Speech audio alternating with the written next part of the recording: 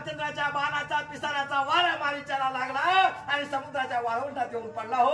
असंख्य राक्षस गेली मारली गेली. एवढा पराक्रम त्या प्रभू रामचंद्राचा तुम्ही विसरला का? कशाला त्याच्याबरोबर दोन हात तुम्ही करता? असं बोलणं या ठिकाणी मंदोदरी आपल्या पतीला करू लागला. रामे हर चाप भंगुड सभे माझी दशानन यथेष्ट पावला मान श्रीरामे शिरन तुम्हाला टिके. अगदी संकोच निसंकोचपणे मंदोदरी बोलते. पतीचा अपमान झाला तरी हरकत नाही, मी खरं बोलते. अहो तुम्ही त्या स्वयंवराच्या ठिकाणी मिथिला नगरीला आमंत्रण नसताना गेलात. जे काय शिवधनुष्य त्या ठिकाणी ठेवलेलं होतं तुम्हाला उचललं का? पेलवलं नाही हो. छाता नाव घेऊन पण तोंडामध्ये माती गेली, रक्त तोंडातनं वाहू लागलं. त्या रामानं वाचवलं. मग अशा त्या प्रभू रामचंद्राबरोबर तुम्ही टिकाल का? कदापि हे शक्य नाहीये. तुम्ही रामासंग वैर करूच नका हे सांगण्यासाठी मी इथं आलेली आहे. आणि रामाचा जो का पराक्रम भूतकाळामध्ये झालेला होता त्याचं वर्णन या ठिकाणी मंदोदरी राजा रावणाला सांग. येच सीतेच्या विलास वेळे विराट मारला तुरबळे एक वाहने केली होळे वनस मेळी श्रीरामे. सीतेच्या अभिलाषा पटी विराट नावाचा राक्षस आला. त्या विराटाचा एका बाणामध्ये प्रभू रामचंद्रांनी पात करून टाकला. असे तेजस्वी पराक्रमी अपराजित असे असणारे प्रभू रामचंद्र आहेत. तुम्ही कशाला त्यांच्या संग वैर या ठिकाणी करता? अशी माहिती या ठिकाणी पतिव्रता असणारी मंदोदरी आपल्या पतीला सांगू लागली. पण का करिता छळणे तिचे घेते नाक कान तिच्या कैवारा लागी जाण केले कंदन राक्षसा. अहो तुमची बहीण सक्की शूर्पणखा छळण करण्यासाठी गेली. छळण करून कपटानं काहीतरी करावं असा तिचा ध्यास होता. पण काय फळ मिळालं? कानाचं छेदन झालं, नाकाचं छेदन झालं. बरं झालं तर झालं. आणि तिच्या बदल्यात असंख्य राक्षस मारले गेले हो. एवढं रणकंदन त्या रामानं केलेलं आहे. राम म्हणजे मनुष्य नाहीये, तो परब्रह्म असा असणारा अवतारी पुरुष आहे. कशाला तुम्ही त्याच्या संग या ठिकाणी कळ काढता? परत परत आपल्या पतीला राजा रावणाला मंदोदरी सांगू एकला पदाटी श्री रामचंद्र मारिले त्रिशिरा दूषण खर. 14 रामे समग्र मारिले. हे मला आणखी तुम्हाला सांगले. एकटा प्रभू रामचंद्र रथ नाही, घोडा नाही, सारथी नाही, काय काय काय नाही. झाडावर फिरणारे, झाडावर उड्या मारणारे वानर त्याच्या संगतीमध्ये. त्याने काय केलं? खर दुसऱ्या त्रिशराला मारलं. खर दुसऱ्या त्रिशरा म्हणजे तुमच्यासारखी ताकद, तुमच्यासारखं सामर्थ्य, तुमच्यासारखं ऐश्वर्य त्यांच्याकडे होतं. त्यांना त्याने मारून टाकलं. एवढंच नव्हे 14,000 रक्षकांनी पान त्या प्रभू रामचंद्राने केलेलं आहे. एवढं सामर्थ्य त्याच्या अंगामध्ये आहे. तुम्ही मानव म्हणून या ठिकाणी चेष्टा करू नका. तुम्ही मानव म्हणून त्याच्यावर जाऊ नका. तो पायी चालतोय म्हणून त्याच्यावर जाऊ नका.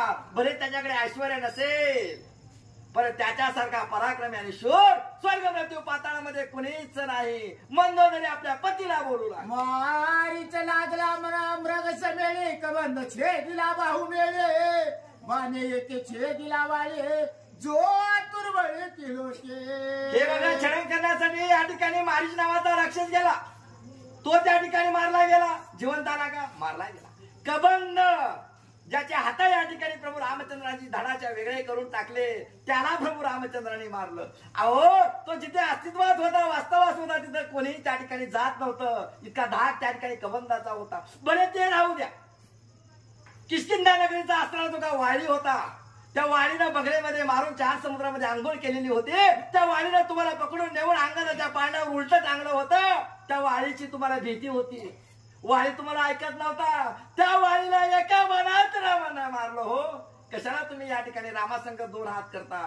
असंख्य उदाहरण देऊन आपल्या पतीला पटवण्याचा प्रयत्न मंदोदरी करू लागला. मी उद्विग्न वाळी भेन त्याचा श्रीरामे घेतला प्राण त्या श्रीरामाशी करावं यान अंगवन तुम्हा कंचे. अहो ज्या वाळीला भिवून तुम्ही घरात लपून बसत होतात, विवरात लपून बसत होतात, त्या वाळीला रामानं मारलं आणि त्याच्यासमोर तुम्ही थांबू शकाल का? कदापि शक्य नाही.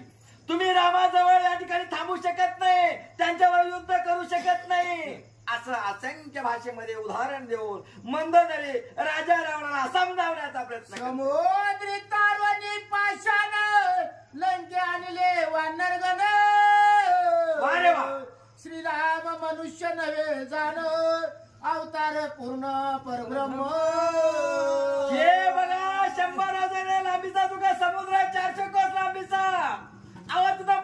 टाकली पाषाण निर्जीव पाण्यावर तरंगली हो. आणि त्या तरंगणाऱ्या पाषाण 18 पद्म वानर 56 कोटी गोळागोळ 72 कोटी अस्वल समुद्र पार करून अगदी आपल्या लंकेच्या कुसावर येऊन थांबलेले आहेत. राम म्हणजे मानव आहे. अहो राम म्हणजे अवतारी पुरुष आहे. परब्रह्म सर्व असणारे प्रभू रामचंद्र आहे. जो अनाचार माजलेला आहे, जी माणसं बोकड्याप्रमाणे या ठिकाणी वागत आहेत, जी माणसं जनावरांप्रमाणे वागतात, जी माणसं नीतीभ्रष्ट झालेली आहेत, त्यांना संपवण्यासाठी त्या भगवंताने अवतार या ठिकाणी घेतलेला आहे. तुम्ही मानव म्हणून त्याच्यावर जाऊ नका अशी केविलवाणी हा त्या ठिकाणी केविलवाणी साथ आपल्या पतीला या ठिकाणी मंदोदरी घालू लागली. सीता देवने त्रिशुद्धे रामाशी करावा संध्ये.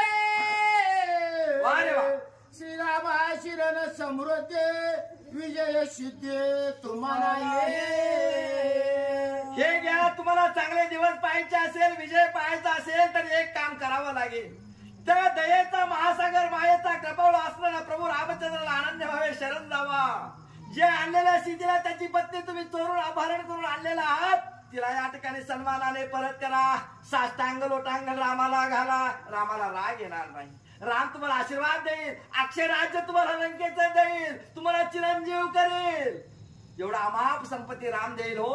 केव्हा देईल? तुम्ही आनंद भावे जेव्हा त्या भगवंताला शरण जाल तेव्हा तो तुम्हाला एवढी कृपा तुमच्यावर करेल. मी सांगते चांगला दिवस जगावं. बरेच दिवस आपण दोघं या ठिकाणी राहावं. चांगला संसार करावा म्हणून तुम्हाला सांगते रामाला शरण जावा. त्याची आणलेली पत्नी त्यांना परत सन्मानाने द्या. अशी आळवणी या ठिकाणी मंदोदरी